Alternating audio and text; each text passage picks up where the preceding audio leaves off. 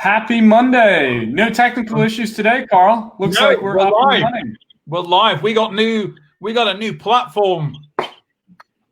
I know. This is great. This is great. I think you and I are still getting used to always being on screen and being side by side. Of course, I'm always here clicking around, trying to make sure everything's working on the back end. But you know, that's the fun of this for sure. So, but no, happy Monday, guys. Carl, how was your weekend? My weekend was good actually, although it rained literally the whole weekend, and it's still raining. Like, we had the hottest week of the year in England last week.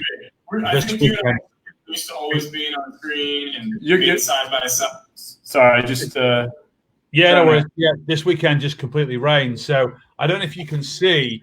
I'll turn my computer around so you can see it. So you know, I'm having this pool built in my backyard. Yeah. Right. So check this out. My pool now has 2 feet of water in the bottom of it before they've even finished the construction. So you had a wet weekend, huh? We had a really, really, really wet weekend, and then the river that's at the bottom of my garden, it's risen up about 2 feet just over the last 2 to 3 days. So yeah, pretty wet. But hey, just hung in with the family, did a bit of work, watching some movies. Yeah, it was nice, really. It was nice. Did you are you guys still having the wildly hot weather? Are you or not? It was really hot last week, like crazy, like in the 90s. But then over the weekend, it just went really bad. So you know, we can't complain. My wife keeps saying it's good for the flowers and the plants, but I just don't like being indoors. I'm an outdoors kind of guy. I love my cycling, my walking. But the best news is all the pubs in England open on Saturday, the 4th of July, my friend. I'm booked in with my lady. We're going to have a date night on Saturday. We're going to my favorite local pub, Adam, that I took you to in February, the Black Balls. It's going to be awesome. I can't wait. No, that's exciting. No, that's super exciting. And what's great about that, right, is like, you know, we had pretty good weather here in Baltimore over the weekend. It was a lot of fun. Just be outside, getting some fresh air, getting some exercise as well. So it's just good to, you know, really have a good weekend. So are all the pubs open now in Fells? Yeah. So pubs are open. So in Maryland, or at least here, you can do. Some restaurants are having some indoor dining options available, which is very nice. And then, but outdoor dining is definitely available. I know I enjoyed a few beverages over the weekend while sitting outside, so I was happy for that. But I hope you guys out there, you guys all had a great weekend. So quick shout outs to all of you guys. We got a lot of you here so far: Geraldine, John, Steve, Sharik, Shahar, Faith, Mark, Jan, Joshua. If you guys are here, give us a shout out and go ahead and let us know how your weekend was. You know, I think one of the cool things about doing this for Carl and I is we get to interact with you. And so we just love when you guys interact with us. Yep. Just a few, Doug. I might have had a lot more than a few on Saturday, but hey, you know, I'm not going to drink and tell instead of kiss and tell, I guess. But yeah, so hey, Doug, how are you? Gerardo, good to see you.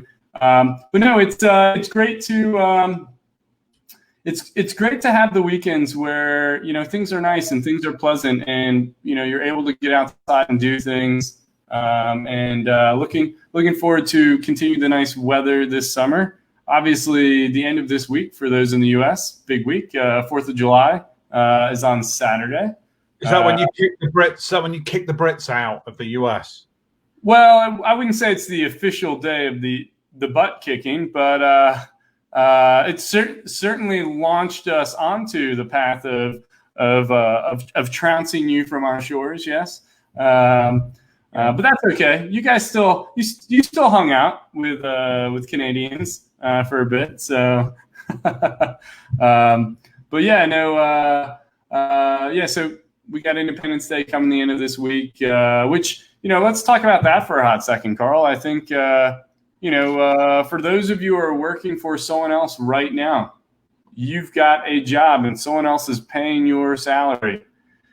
Is this going to be the last Independence Day you work for someone else? Are you going to claim your own independence? Consider that, right? As you think about taking action in your deal-making journey in your life. I think that's something important, right? That you have the opportunity to really kind of take the next step and go next level and really push yourself to the next point of success. So I love that, using Independence Day as a driver to become independent, because you know what's really cool? 2 months from now, it's going to be Labor Day. And do you want to hit Labor Day being an employee or as an employer? Big difference. Yeah, absolutely. And what's interesting, Carl, is you can do both still, right? Like for example, you can own a business and still have a day job. I think about Eric, who bought a business last month, who he was making low six figures in his day job, so certainly a successful gentleman. And then he casually 5x'd his income after he bought a business, and he's doing both, right? So the idea is there's options, but really freedom comes from those options. Freedom comes from your ability to capture it and take action. And so I'd say, really happy to challenge you guys to consider Independence Day, especially those in the U.S. Is this week ultimately the week you commit to freedom and moving forward? So, anyways, so Carl and I have a cool little bit of talking points. First here for Mindset Monday, analysis paralysis. We're going to dive into that, and there was a catalyst for this, and we'll get into that in a minute. And then after that, we're going to do open Q&A. We'll be here with you guys for about another 50 minutes or so. So as always, queue up your questions. Let us know. We love to answer them. And of course, now with our new fancy technology, we'll pop up the questions. So for example, Doug asked if it was just a few beverages over the weekend. That's a great question. So we've got to be able to answer these. So no, guys, we love the new interactivity we have with how we're streaming right now. And so, get your questions in. We want to answer them. But first, we're going to talk mindset. And today's topic's really, really critical. It actually goes really hand in hand with what we were just talking about with declaring your independence. To declare your independence means to take decisive action, right? And,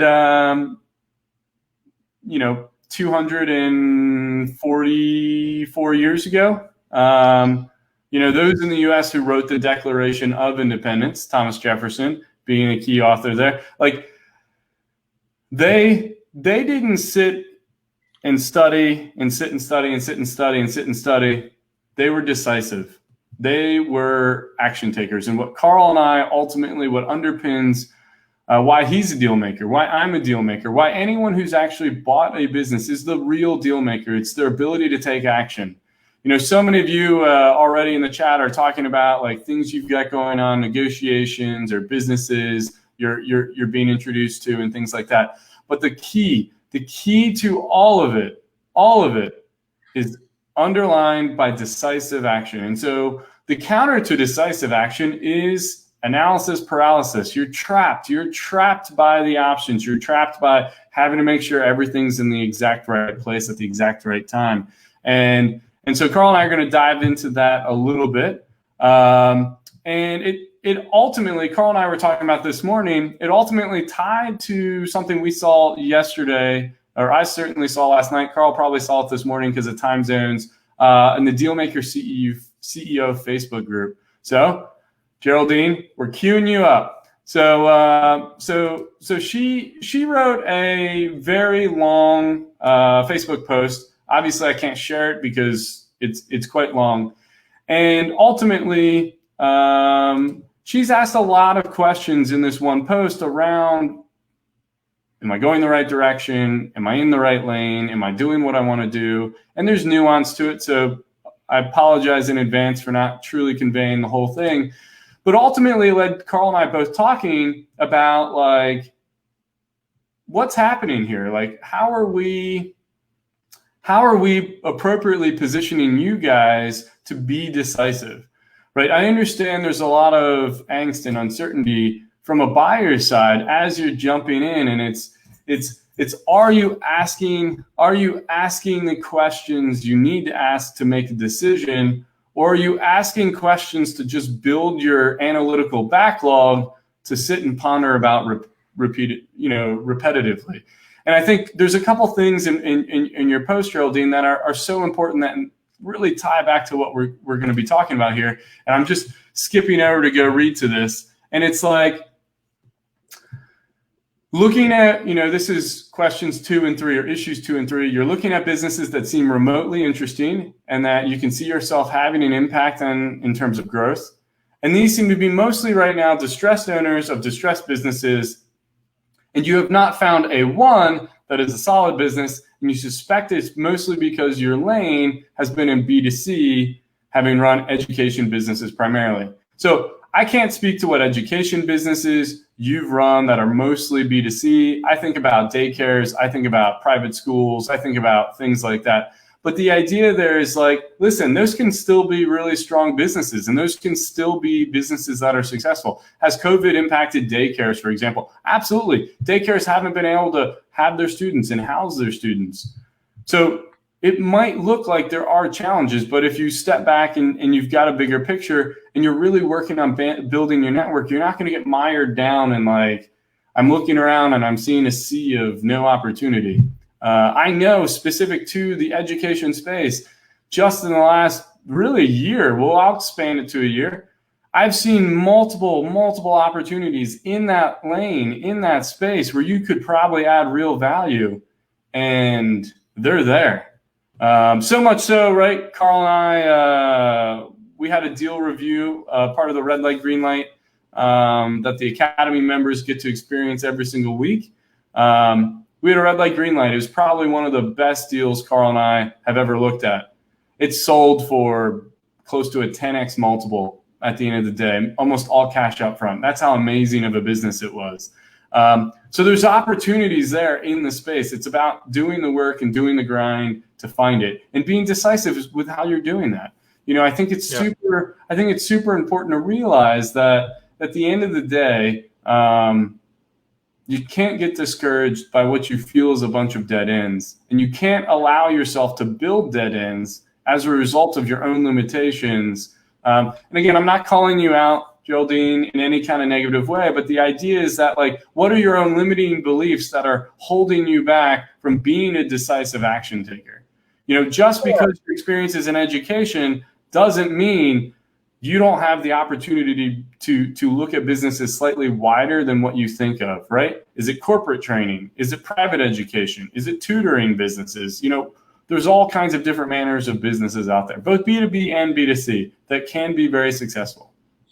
Yeah, so just to kind of add to some of that, so that was really, really good intro, Adam. Just to add to some of that, I think when we talk about staying in your lane, there's obviously some latitude that one can apply to that. So when you take a particular industry that you're passionate about, you can add value to, you've probably got a network that you can plug in, then that can have some latitude. So I remember, Adam, at the Academy meetup and the partner meetup in Miami in December, we were talking to a couple of guys that owned a bunch of gyms, and they were saying, well, so we're all into the kind of the gym sector, but we want to diversify out and do deals in other areas. So the whole health and wellness vertical means that as a gym owner, you've got chops in that industry. You can go and buy a supplements company, or you can go and buy something else in the kind of health and wellness environment. You don't need to buy the exact same company where you've had your experience. There is some leverage and some latitude. And I think what I've seen from my own experience, and from coaching almost 5,000 entrepreneurs now through this journey over the last 4 to 5 years, is analysis paralysis comes when people haven't truly defined that real purpose, that real why in their mindset to be taking that massive action. And in a lot of cases, when to become a deal maker, there's only 3 things you need to do. So the first thing is decide what you want. So what type of business you want to buy and when and what's it look like, where's it based? And then obviously you need an action plan to get it done. But the real kind of heartbeat of all that, of that determination, is your why. So it's all about, what's the reason why you're doing this? Or do you want to be a business owner to get out of some sort of pain? Either you need to make more money, you're trapped in a corporate life, you want to have more time with your family, whatever that is. And then what are the goals that you want to achieve in your life? So it's wealth creation, it's income, it's freedom, it's having that work-life balance, it's having that pride and assurance, and ego in some cases of being a business owner and having that as part of your life and as part of your makeup. And what I find is the harder you dial that in, that real burning heart for why you want to do this, it allows you to move more to like an MVP model. So whenever Adam and I are launching things like new programs or trying new stuff out, we don't spend months and months and years going through every kind of fine detail before we launch or we try something. We'll MVP that. We'll try things and we'll innovate and we'll iterate. And it's all about getting action and making those first moves. And that applies to deal making. I saw a comment in one of the Facebook groups, I think last week, where there was one gentleman. He was spending months and months and months researching profit margins in particular industry to help him figure out what type of sector that he should go into. And you don't need to do that. Pick an industry you kind of know, you can add some value in, you're passionate about, and go and find businesses that fit that criteria. You don't need to get into the detail of what's a good margin, what's a bad margin, because in any niche, you're going to have really super high performing companies. Like Adam's earlier example, they're going to sell for a 10x multiple. We can't compete with trade buyers on those deals. Again, you've got businesses with really low margins, even no margin. You don't want to buy a business like that. That's a distressed business, not necessarily a distressed seller. You want something in the middle that you can improve and you can add value to. Because remember, where you make the most money as a deal maker is not when you buy the business, it's when you sell the business. And to sell the business, you've got to grow it, scale it, optimize it, and improve it. So in a lot of cases, it's all about just getting out of your head and getting into your body, getting into your heart, and doing what makes you feel good. Yeah, absolutely. And so like bringing it all kind of back in full circle, Geraldine, to the comment you left, the kind of question is, yes, there's a lot of businesses for sale. And yes, there's some that have been affected by COVID and some that haven't from an industry perspective. And yes, I understand it's hard to find a partner. And yes, it's hard to find someone who's trustworthy. And yes, it's hard to find someone whose timeline is yours. So one of the challenges is all of what I've just read are your words, but those are you building walls in front of yourself to be able to steam through. Those aren't challenges. Those aren't challenges that are real long term. And so I think if we're able to help you get through those kind of mental hurdles, I think you're gonna find a path. And sometimes it takes a leap of faith, right? And you've got to build a relationship with someone to really understand if they're going to be someone who can be trustworthy long term. But at some point, you've got to go for it, and you've got to take action, and you've got to drive. So from kind of our hearts to yours, like take action, knock down those walls, like just blow through them. Realize that there are a lot of businesses for sale, and there's many in there for me.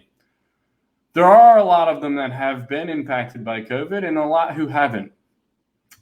I'm still going to find a good business.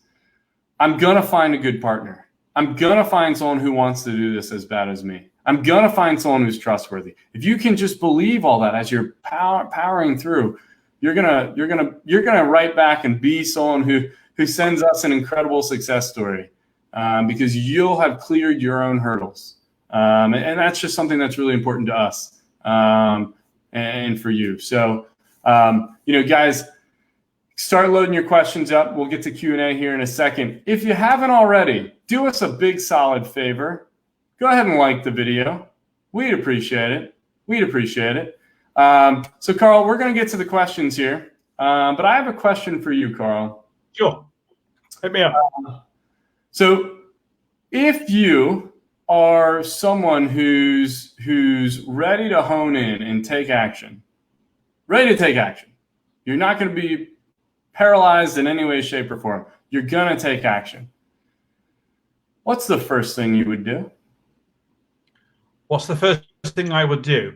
Yeah. So if you're ready to take action and you've dialed in your mindset, the first thing that I would do is I would take myself on a little journey in my head, and I would map out the types of businesses that I would want to own. So I would look at my experience, I would look at my skills, I would look at the power of my network, and I would determine the niche or niches of businesses that are going to be the low-hanging fruit for me to acquire. And if I'd picked a niche that I was passionate about and I knew nothing about. So, for example, I'm really into wine, but I've never owned a wine business. So if I wanted to buy a vineyard, would I do that deal on my own? No. And even though I've done hundreds and hundreds of deals and can do them in my sleep, I probably wouldn't have a lot of knowledge on how to run that type of business. And it would be pretty hard for me to build a relationship with a seller without really knowing the ins and outs of how a business like that works. So I would partner with somebody right off the bat. I would find somebody that has got the chops in that industry, and I would partner with them and we'd do the deal together. Even if I had to buy the business 50-50, I'd rather own 50% of a business that I'm really passionate about than 100% of nothing. How about you? What would you do first? Yeah, so this is where you and I are hashtag twinning. Hashtag twinning, keeping it nice and tight. So we're the same, right? And for me, it's not just visualizing the kind of business I want to own and the type of business, but really stepping back to something you mentioned there, Carl, but the why. Why do I want to own this, right? Like, you've got your mindset, you're ready to take action. What is your why? And then write down your why. Post it where you can see it. Put it on your bathroom mirror. Put it anywhere you can. And then as you specify your business, as Carl just talked about, you're going to crush it because you're going to know exactly what's running through you.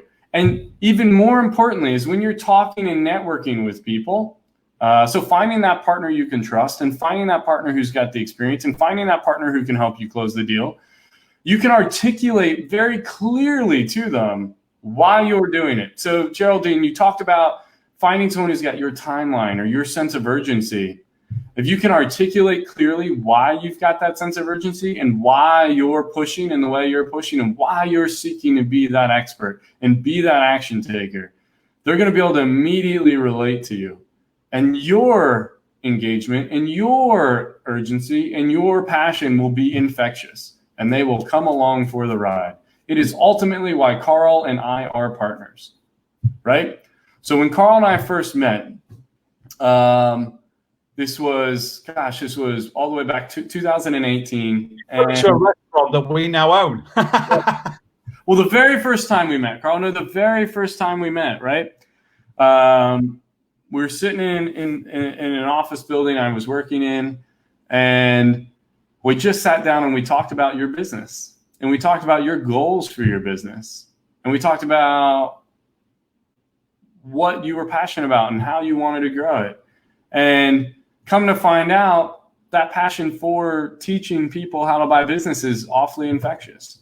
Yeah. You know? And ultimately that's led us to where we are today, where you and I are partners, where you and I have been, you and I have been successful in our own rights in different ways. but we've now got the consolidated partnership. That's really incredible. And so, Geraldine, I would tell you, and then I tell anyone else on this call, finding your why and being able to articulate it is important, because you only need one person to believe you. You only need one person, that first early adopter. And that person will open the door for you to walk through and see a lot of success. So be comfortable talking about your why. Be comfortable sharing it, right?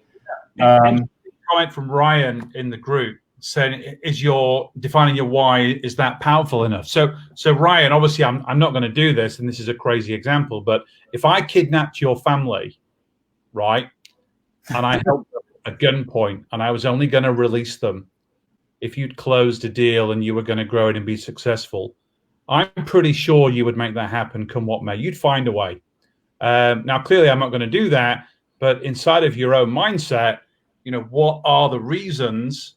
What's the purpose? What's the fuel that you need to generate to power you through when times get tough?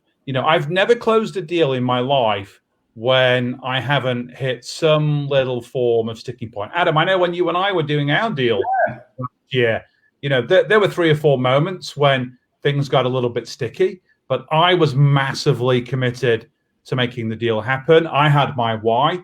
I wanted a partner in you and the wider business to really skyrocket what I'd started. And for me, it was all about building my legacy and changing millions of lives instead of thousands of lives. And you had your own why and your own purpose. So when you combine that together, that was a driving force that was going to overcome anything. And that's what made it happen. So, to be a deal maker and to become a business owner, you've really got to lock in, what are the benefits? Because we've said it a lot. Nobody wants to buy a business. Not really. Nobody really wants to own a business. What you really want are the deep emotional benefits that owning a business will give you. So it's cash flow, it's generational wealth, it's freedom, it's pride, it's ego. It's all the emotional things that are going on at the back of your head and your subconscious mind. That's what drives human behavior. So once you've dialed that in, that becomes like rocket fuel to push you forward. And it's all about having a system, which you've got if you're in Dealmaker CEO. It's all about having the ability to kind of execute and take action and follow the formula. But without that driving force, it just makes things a lot harder. That the higher your why, the higher your purpose, the easier this is, because you just won't give up if you want it badly enough. Yeah, absolutely. And listen, certainly not advocating the kidnapping of families, but the illustration's real and valid, right? Like if you're so passionate about something and you're so committed to it, you're gonna run through those limiting beliefs and you're gonna overcome them very, very quickly and very easily. And it's ultimately what allows those who are successful to be successful, is they blow through those hurdles and barriers. So that's Mindset Monday, guys. Like we'll start doing Q&A here, but it's the 6 inches between your ears that are ultimately going to get you to where you want to go. And the more you learn to control that, the more you learn to manipulate it, and the more you learn to put it in a direction for you, that's where things will be so incredible. And at the end of the day, right, like I think about situations where they can be really hard conversations. It can be you taking your life or your business to a new place that you've never been before, or addressing things in your life or business you've not really been comfortable addressing. But to be able to like power through that and have that confidence and that strength from within is something that comes from up here. It comes from you being able to drive yourself forward. So I'll tell you a really, really quick little story just to kind of highlight this. That's got nothing to do with deal making. But so about 10 years ago, I was a crazy, crazy chain smoker. I used to smoke 40, 50 cigarettes a day. And it was horrible. And, and I thought to myself, I'm never, ever going to be able to quit. There's no way I can quit this habit. And my health was deteriorating and my wife was berating me all the time. You smell really bad. You're really unhealthy. I hate this stuff. I wasn't going to quit. I remember Adam, I was closing a deal and I walked out into my back garden, not the garden I'm in now, but my last house, which was a lot smaller garden. And I remember walking around the garden on a phone call, closing a deal, and I'd smoked a full pack of 20 cigarettes in like a 45-minute call. And my wife came in and said, you've really got a problem. You need to quit. Anyway, I wasn't having it. So I'm sat in my office at home and I'm smoking out the window as I used to. And Josh comes in, and this is about 5 years ago. So he's about 7 at the time. And he comes in and he's crying. He's really upset. I'm like, Josh, what's up, bud? I throws the cigarette out. What's up, bud? He's like, I don't want you to die. I'm like, dude, I'm not going to die. I don't want you to die. You're going to die from smoking.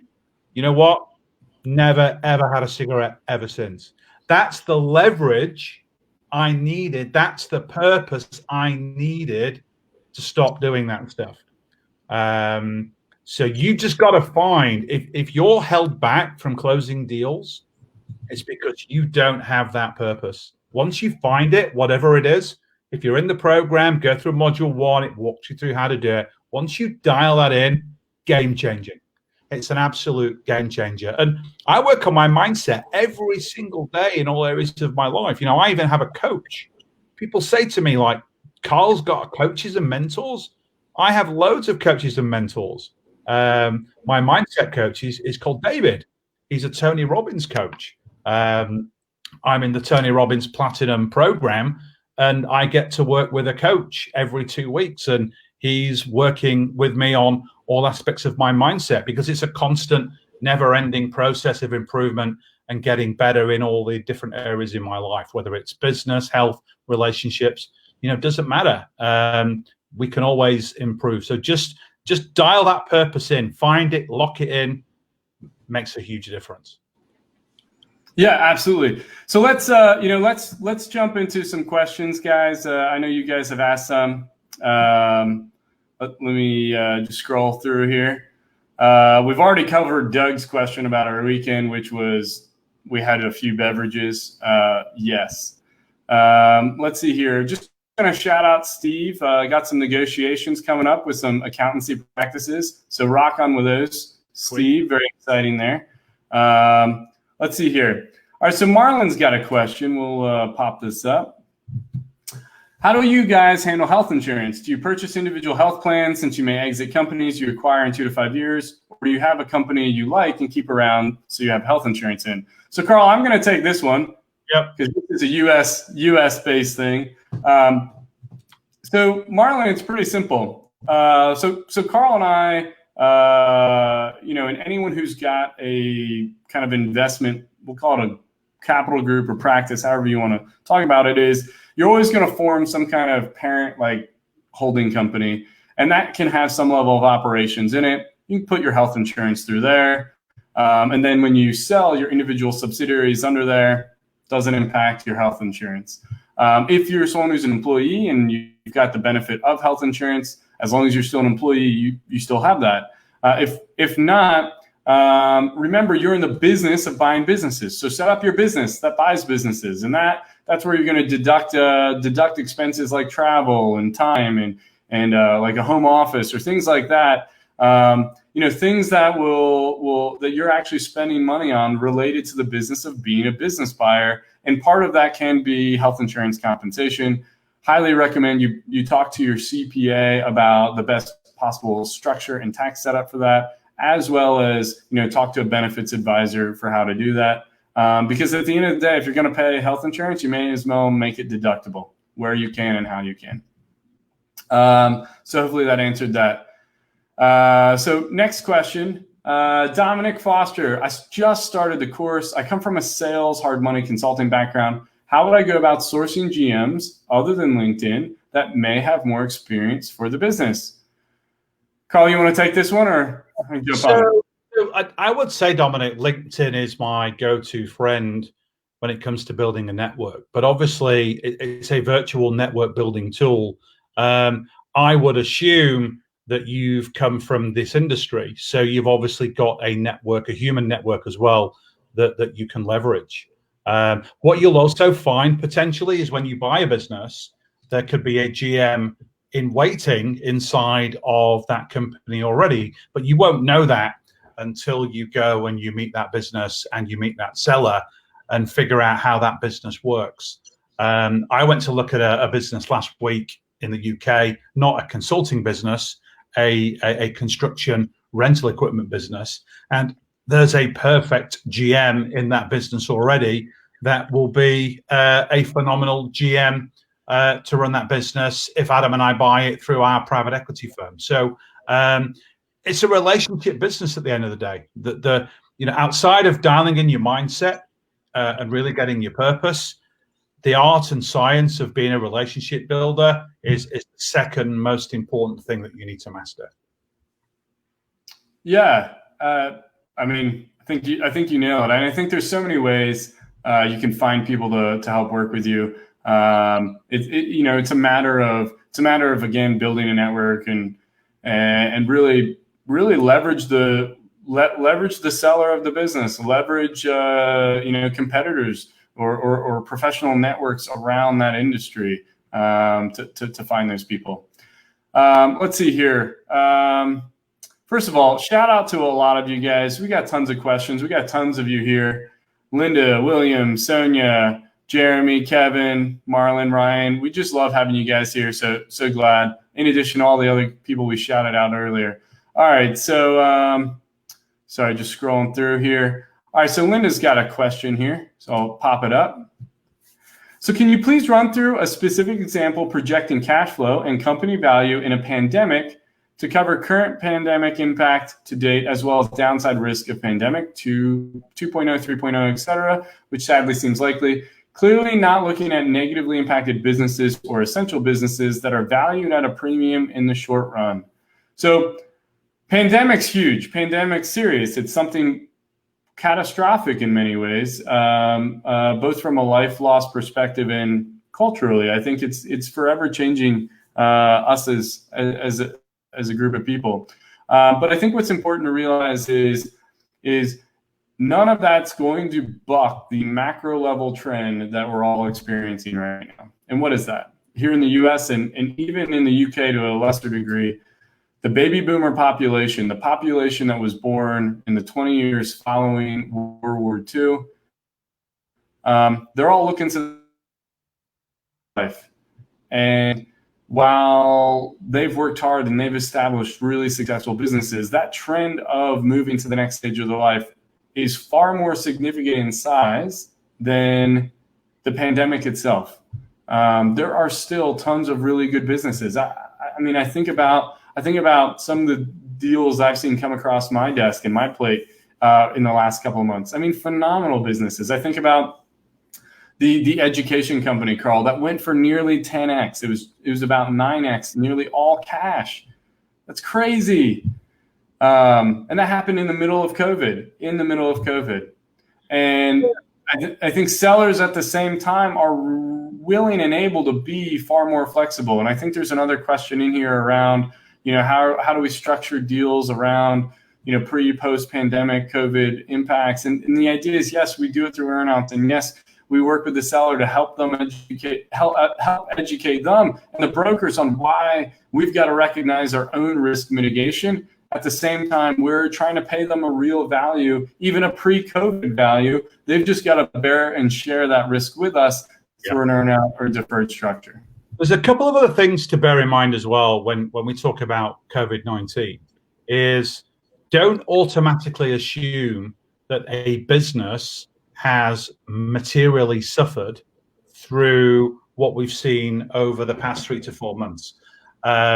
It's not the case. There's a massive percentage of businesses that have not only survived the pandemic, but I know lots and lots of examples of businesses that have actually thrived through this. They've pivoted. We talk about the power of the pivot. They've changed their business models.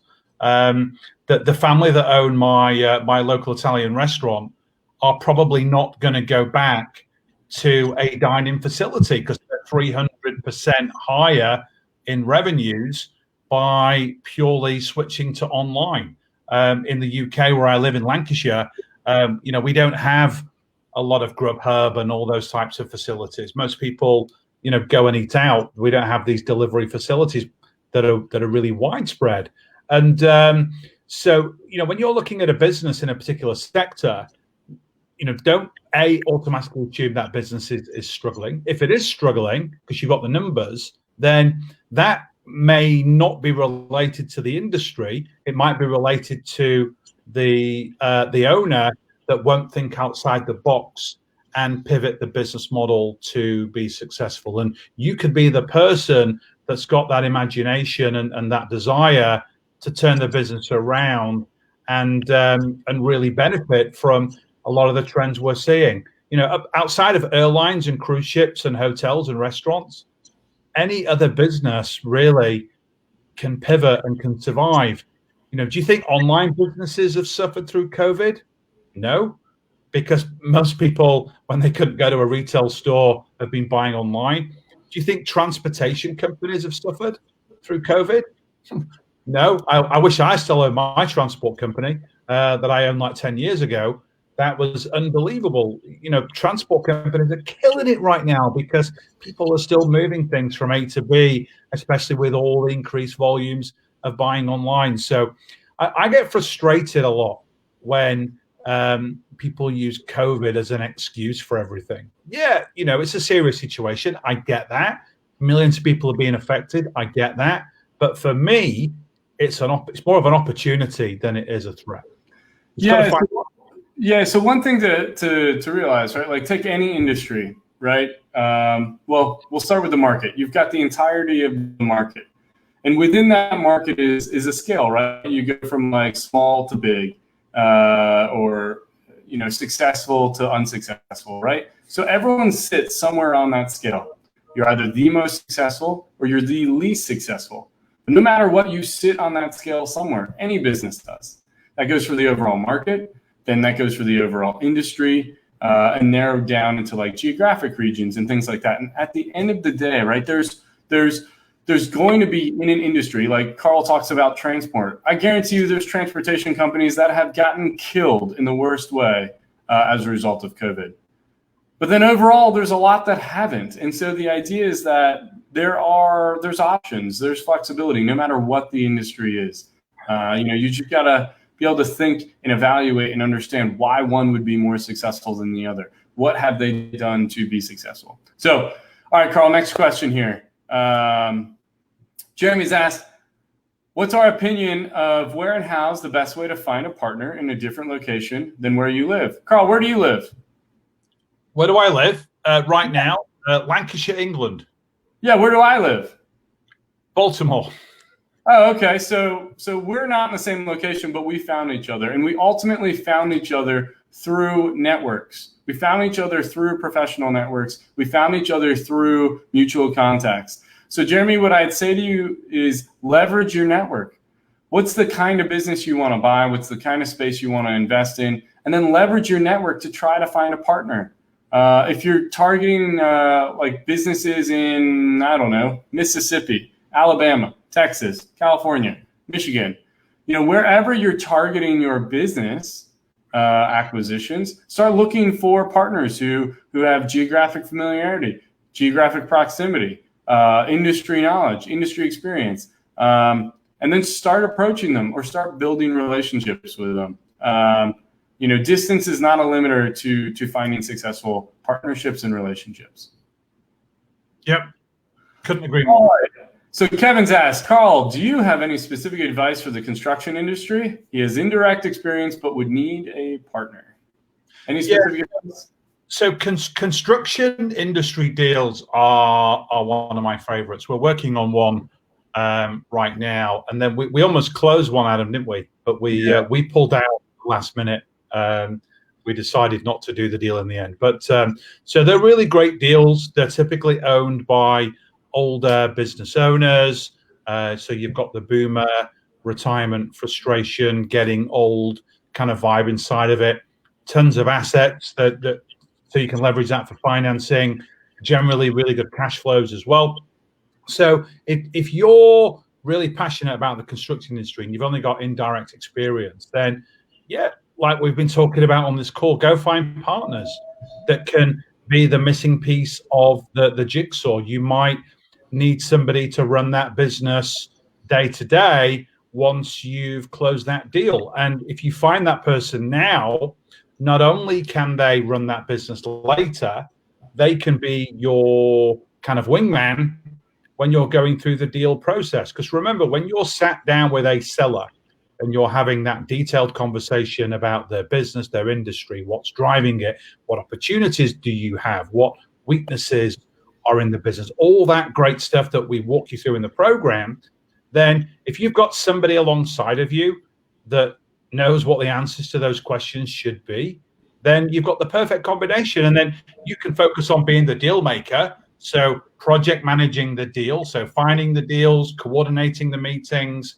pulling the data. You can be modeling up the deals, getting the financing, liaising with your closing team, your CPA who's going to do the due diligence, your lawyer that's going to create the legal documents that you sign. But all the time you're leveraging that, I don't want to say gray hair, but you're leveraging that industry expertise that you potentially don't have. And then you become a dream team to buy that business. And yeah, you might not own 100% of it, but I'd rather own 50% of something or 70% of something than 100% of nothing. Yeah, no, you and I are in the same boat there. Let's see here. Next question's Gerardo. So Gerardo's asked, have found historically profitable businesses that are getting hit by COVID. Once COVID's over, they will become good businesses again. Earnouts are a way to structure the deal, but how to correctly value the enterprise when so many unknowns, like when will COVID be over? So Gerardo, this is where we kind of have to break our mindset around valuation a little bit, right? You know, we often talk about we want to pay like 2.5 times EBITDA, and that's what we want to pay, and that's great. But the real reality here is we have to disconnect and break our mindset a little bit from valuation. In fact, it's something Carl and I will be talking about next Monday when we talk about deal structure and things like that. So, or I think that's what we're talking about, Carl. Maybe. I didn't know, but yeah, cool. Works for me.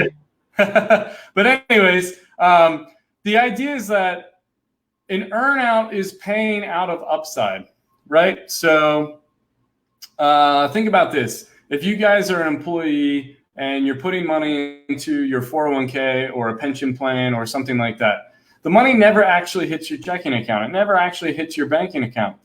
So do you know you missed the money? Do you miss the money if it never shows up?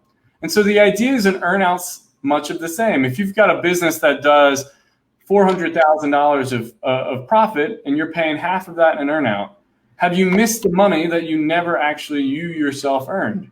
And so the idea is that the valuation can be wildly different and wildly flexible as a result, right? Carl and I often joke and ask this question, would you pay Carl 5x for a business? Absolutely, if I could pay for it over 10 years. Of course. And so the idea is that an earnout itself allows you an uncapped or very flexible deal structure where the actual valuation can be high. So say this business pre-COVID was worth $3 million and everything's normal. That seller wants $3 million still, but the business right now has been impacted. It's only worth 1.5. So you're like, wow, how can I do this? Well, as long as you structure the earnout in a way that you've got good free cash flow, you've got good free cash, like debt coverage for your existing obligations. Then after that, you know what? I'll pay $5 million for the business. If I'm paying in an earnout, the business has to perform at certain levels for them to ever make a dollar. It's not the first dollar that's getting split. I always have thresholds in there. Any earnings above, 400K in this example, say anything over 400K, they'll get 50 cents of every dollar, up until whatever that amount is. And so the idea is you're still feeding the growth of the company because you're still reserving cash for a kind of earnout situation and covering your existing debt service for a seller note or something like that. But beyond that, you're at a place where make the deal the value that's going to get the deal done, provided the earnout's structured in a way that's friendly to you. And earnouts by nature are buyer-friendly instruments. Hopefully we covered that off there, Jordan. Yeah, it's all about sharing the upside, isn't it? Yeah, I've done deals in the past where right before closing, the business has won like a potential new contract, and the sellers turn around and said, hey, I want more money for my business now. And we can only value businesses on current performance looking backward. We can't value them on potential future earnings, but you can bake that potential future upside in to your earnout. So if you're confident that that business is going to make $1 million of additional cash flow over and above what you need to run the business and pay yourself over, say, a 3-year period, and you're happy to share that half for you and half for the seller, then all of a sudden you've got a $500,000 earnout, which could make a massive difference in whether or not you close that deal. Yeah, oh, absolutely. All right, so I want to answer this question from Jan, because this ties to what we were talking about before. When we were talking about the why, Carl, and being able to express that to find good, trustworthy partners and people who understand where you're at and where you're headed. So Jan asks, how can you express it if it's a pride and ego thing? How will you pitch that? So I'm going to challenge you, Jan, on whether it's actually a pride or ego thing, because sitting underneath pride and ego is always something else. Pride and ego is ultimately maybe an insecurity. Maybe it's a void or something like that. I've not shared a lot of what motivates me in my life and my desire to be successful. So you guys will get a little sneak preview of this. But for me, one of my biggest motivations is to be more successful than my father. My father competed against me when I was younger. We're at a point where we've got a good relationship, but that stuck with me even as an adult. And so one of my core motivating factors is to be more successful than he was or is. And so it's something that's very personal and very, deep inside. And there's secondary motivations and all that other stuff. I want to live a certain lifestyle. I want to live a certain way. I want to be a global citizen in many aspects. But the idea is we all have something. So even if it's based in pride and ego. And frankly, the thing with my dad's a pride and ego thing. But understanding what the real impact is like I'm motivated to be successful because things happen in my life where I saw success as something to be achieved in a really strong and compelling way. You don't necessarily have to share the real details behind it, but get them to understand and feel infected with your enthusiasm towards what success can and would look like for you. So anyways, I think Jan, it's something you can really drive forward to. It's something you can express, just saying, hey, I want to just be really wealthy or, have a lot of money or just there's ways to express that in a way that can invite someone in as opposed to being standoffish and, someone thinking you're very self-motivated or self-centered or something like that. So, anything to add to that, Carl? No, and it's, people talk about, their driving force of, I just want to make more money. But then what's the deeper benefit of that? It's not about having money. Money's a tool.